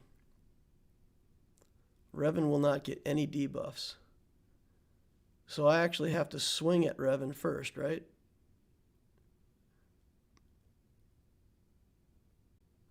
Is this unresistible? Cannot be countered, but it can be dodged, right? All right, we're just going to get the dodge off of him. Then we're going to do the Force Crush. Like this. Then we're going to pass around the hits. Take out him. Take out HK. Now, how the heck did he get taunt up? Something's gone horribly wrong. Watt got feared. Watt, man, you're messing up the whole show. All right. That's not good. But now, this should work, right? Force Crush again. Let's get Bastille out of here. Do that. Merciless Massacre again. Lightsaber on her. And that should be it. Yeah. A little bit messy. Little bit messy. Wat Tambor decides that he's going to get feared. Naughty boy. Naughty Wat. Naughty, naughty. He always taunts you, just ignore it during Merciless. No, I mean, he only gets to taunt if somebody gets feared. So Wat doing his little assist there got him the fear. So that something new, something I didn't know. All right. Who do we have here? It all worked out in the end. Exactly. So we've got bounty hunters that we can do on bounty hunters, and we can do troopers on this Night Sister team just to make it lovely. Isn't it lovely? Troopers. This is going to be instantaneous, severe brutality. All right, all right. Hey, anybody who's joined in who hasn't used their like saber, that's your lightsaber carving up the like button. Get that taken care of, please, if you could. All right, let's get on in here. Get on that zombie, take away turn meter. Go, go, go, just auto. Just don't even talk to me. It's just auto.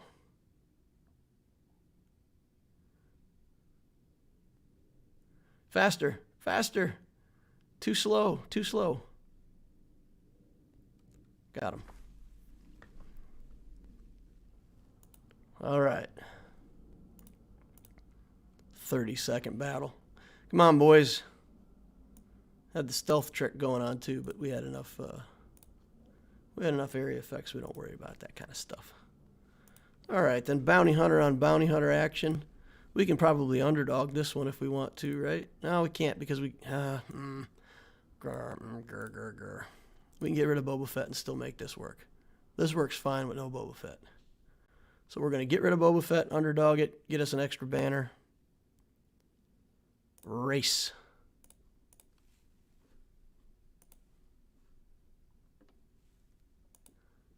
All right, so see, you didn't need Piet.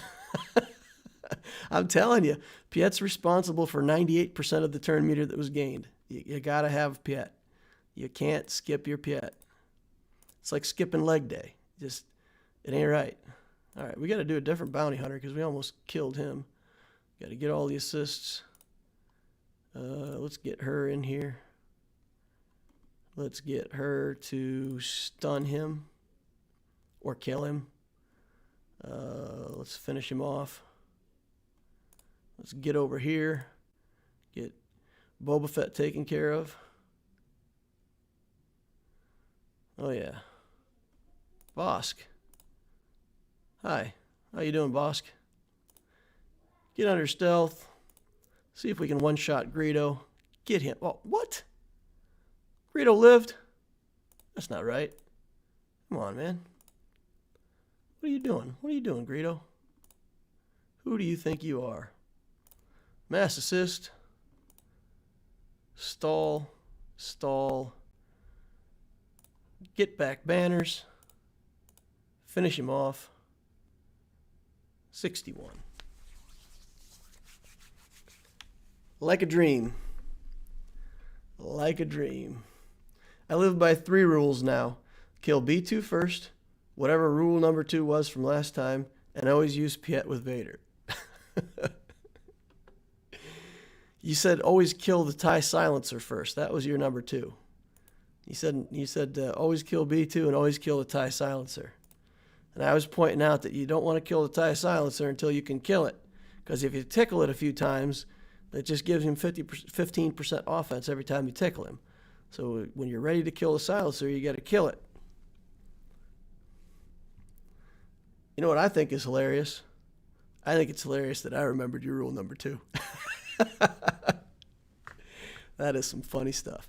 All right, we got what do we got? We've got the Endurance with some rebel ships. It's kind of interesting. And then we've got Geos with the Chimera. Yeah, and his Geos aren't all that great, right? So this looks like 2 easy fleet wins. I don't want to underestimate things. We're in the right fleet, right?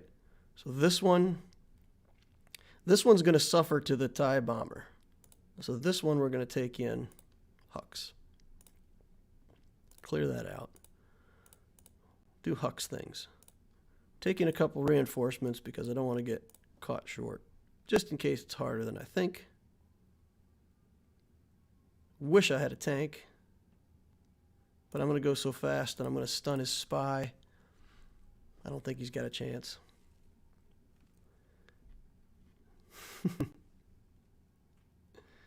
How'd you get these fleets in this division? Like I said from the scouting, this guy has a ton of characters and not that great on fleets. All right, Sunfac gets the missile. Spy does not get stunned because I can't get to him. All right, we'll just take out Sunfac then. Typical routine here. Do this stuff, that stuff, this stuff. Get a dodge. So now if he tries killing my silencer, it's 1 step harder. You got my shuttle though. That's annoying. All right, let's get this spy under stealth. That's fine. Doesn't matter. They're both under stealth. And we can pull them both out of stealth. Finish what we started. Easy. Oh, the shuttle? Interesting. All right, now we just got to stall for a minute. Stall, stall, stall. Let's do that. That's the best stall tactic we've... Oh, I guess that's not stalling. Never mind. All right, we'll do that. Stun him, stall. Got to get around to my next reinforcement. No, no, don't kill him. Don't kill him. Banners. I need banners. Give me banners. Give me more banners.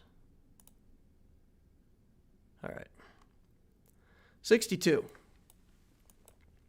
Good stuff. Fleets don't take up gear unless you're going for get one currency. Well, of course fleets take gear. If you gear these pilots, he just didn't invest in pilots. He's got ships, but he hasn't invested in pilots. And he doesn't have one of the premium fleets yet. So he's way ahead of me in characters and way behind me in fleets. Yeah. Vader. This little bitty TIE fighter. And we'll take in tank reinforcement. This to call an assist. And then we've got another fleet to back us up if this goes long. I just got to not get stunned. That's all we got to do. Just don't get Vader stunned like we did last battle.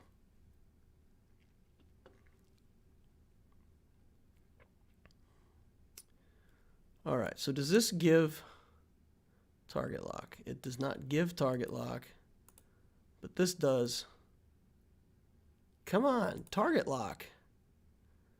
Now we got no target lock. Ugh. Ugh. This gives target lock, right? Target lock. Got to get that taunt going somehow. All right, let's get target lock over here.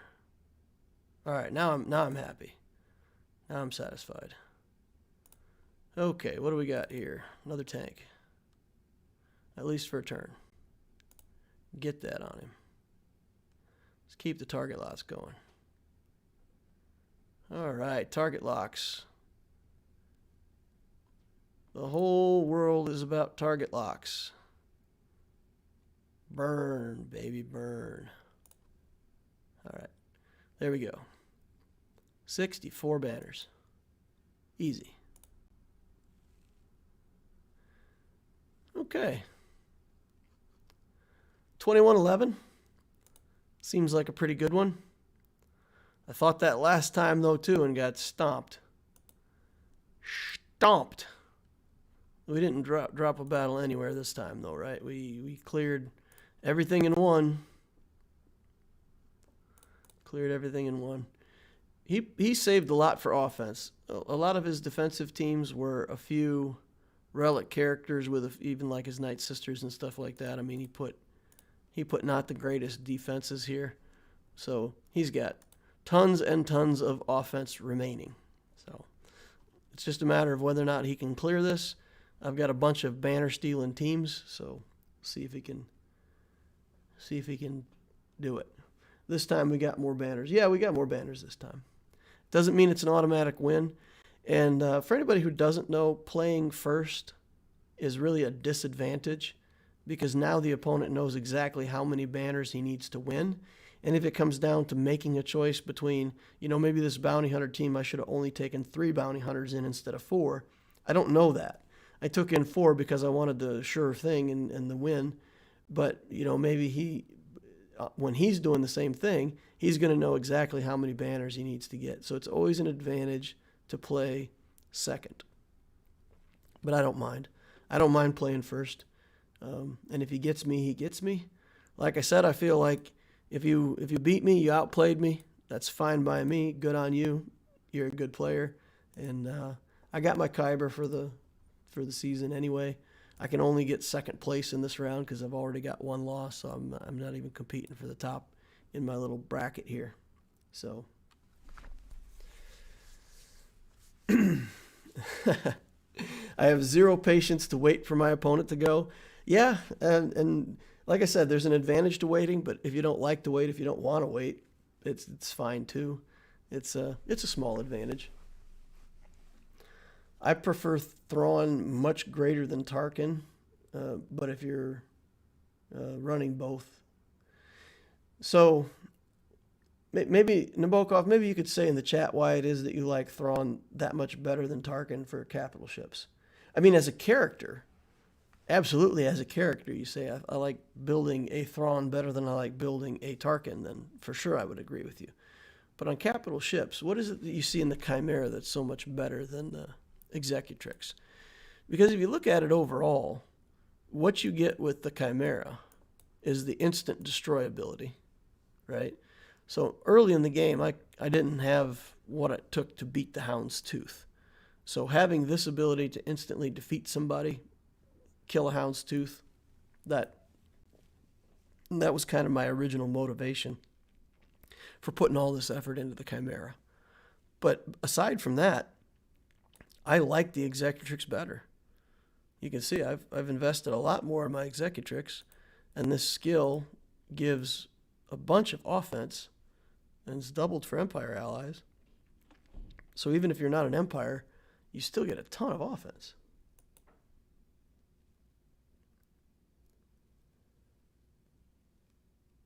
So if you run both Tarkin and Thrawn fleets, which ship would you run with Thrawn?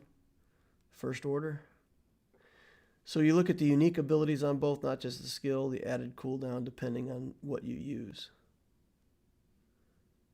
The added cooldown. So The cooldown on this is 5 turns. I think it's the same on Thrawn.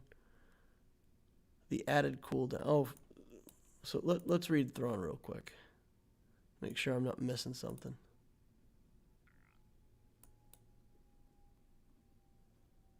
So you're saying the part where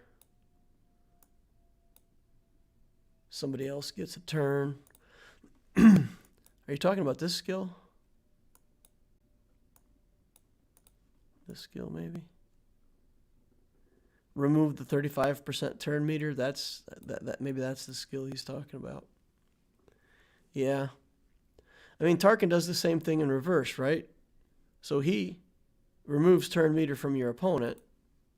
Tarkin gives turn meter to the allies. It does start on cooldown, though. So that's kind of the stinky thing about this. It starts on cooldown, but every second turn you can gain turn meter for yourself. So yeah, so when I look at this, I think to myself, and this is just an opinion, and anybody watching this stream can take it for what it's worth with their own account. On my Loquitur account, I will never open up the Chimera. I can't say never, because if it ends up being a requirement for something I want, like if they do a Galactic Legend Thrawn and you have to have Chimera or something like that, then I'll be forced to have a Chimera. But I would take Thrawn all the way to his requirements for the Sith Eternal Emperor and never even touch his capital ship. I'm happy enough to say, oops, I clicked off it. Come on.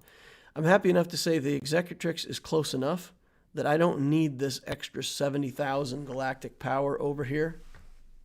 I don't need it. The Chimera is not so much better that it justifies another 70,000 galactic power. So if I never activated that ship, if I never clicked the activate button on that ever, that galactic power would be 0. And that's like the equivalent of 3 relic characters that I could have and still be at the same galactic power. So if you look at a mid-range character like this, 26,000 galactic power. So you could have 2 of these and another character at gear 12 just for the amount of galactic power you're getting off of that ship, which currently sits in my inventory doing nothing. My opinion, all right? And while we're talking about fleets, there's a question that's come up in fleets, and I'm still debating it. I'll throw it out there now, and again, if people are watching this video later and made it this far, put comments down in the chat on this video and try to get a conversation started, or come over to the Discord and tell me what your opinion is. But the Rebel fleet, the whole concept of the Rebel fleet and the attacks out of turn took a huge hit with the bomber. So the bomber is just so good at shutting down what Home 1 does and what some of the other ships that you put with Home 1, that once you get this on the field and you light everybody on fire, right? The burning thing for the passive. While enemies are inflicted with burning, they have a negative offense and they can't attack out of turn. So Rebel enemies can't attack out of turn. So if you face this ship with your Rebel fleet, burning just it like takes a marker and crosses off 30% of the skills for your fleet, and it's the 30% that are your best skills, right? So this ship single-handedly makes the Rebel fleet not dangerous, right? Now, if this fleet is on defense and you want to take your Rebel fleet in against the TIE bomber, you can just put a TIE silencer in there, stun this guy, assist the heck out of it, and kill him behind however many tanks he's got. So as an offensive fleet, this is not so much of an issue. But for your Rebel fleet, if I'm running First Order, I just put this in as a reinforcement. When I get my first reinforcement, I put all your Rebels on fire and you're done. And this is game over. So just kind of a public service announcement for people who are going crazy over a Rebel fleet. Just be aware that if you start building a lot of the Rebel ships, the Phantoms, the Rebel Y-Wing, the Han's Millennium Falcon, and you're really going to even go relic level on your Home 1, in my opinion, it's a great offensive fleet. You can kill almost anything in the game with it. but just realize that there is a ship in the game that takes about half of what you're going to do with home 1 and makes it useless. So just a word to the wise, a caution. I've been asked to make a video about it. I'm not sure if there's enough content there for a video. If I do a ship video of some kind, maybe it fits in. So yeah, that's something to be aware of if you're investing heavily in Rebels. And suffice to say that this is a requirement for a Galactic Legend. If that wasn't the case, you might see half as many of these ships as you do. But once you say, okay, you have to have this for Sith Eternal Emperor, then everybody says, well, if I'm going to put it at 6 stars, I might as well have it at 7 stars and make a ship out of it. So there are going to be a ton of people that have it. So it's consequences and likelihood. The likelihood is almost 100% that somebody's going to have that now because it's a requirement for C. Reading the ship unique abilities is the key to finding fleet synergies that are non-traditional. So I'm going to say something here that I don't know if you all realize this, but if you go into ships, every single ship is the same. Every one. So if you have a TIE silencer and you have a Relic 7 KRU, that TIE silencer is the exact same as every KRU in the game. That's what characters would be like if there were no mods, okay? And part of the reason that people get frustrated in ships is because it is very predictable. There's no randomness to the speed of which ship goes first. There's no, when you've built out your fleets to where they get built out to, there's absolutely nothing random about the turn order and about things happen. Once you get a few turns in, like who gets Valor or whether or not somebody gets stunned, then that does add random element to the ships.